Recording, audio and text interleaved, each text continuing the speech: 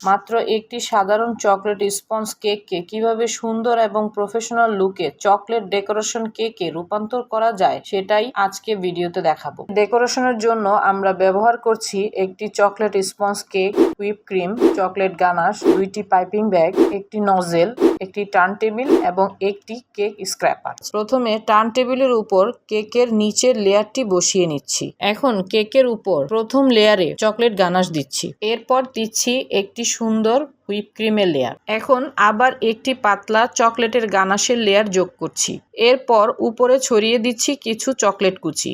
এখন কেকের দ্বিতীয় লেয়ারটি সাবধানে উপরে বসিয়ে দিচ্ছি। এখন পুরো কেকের উপর একটি পাতলা চকলেট গানাশের লেয়ার দিয়ে নিচ্ছি, এরপর হুইপ ক্রিম দিয়ে কেকের সম্পূর্ণ অংশ কভার করছি। কেক স্ক্র্যাপারের সাহায্যে কেকের চারপাশে এবং উপরের অংশ স্মুথ করে নিচ্ছি। কেকের চারপাশে সুন্দর ড্রিপ ইফেক্ট তৈরি করছি। পুরো চারপাশে ড্রিপ সম্পূর্ণ করার পর কেকের উপরের অংশে চকলেট গানাশ দিয়ে সম্পূর্ণ কেক কভার করে নিচ্ছি। এখন কেকের নিচের চারপাশে সুন্দরভাবে পাইপিং করে একটি বর্ডার ডিজাইন তৈরি করছি। আলহামদুলিল্লাহ, আমাদের চকলেট স্পঞ্জ কেক ডেকোরেশন এখন সম্পূর্ণ প্রস্তুত।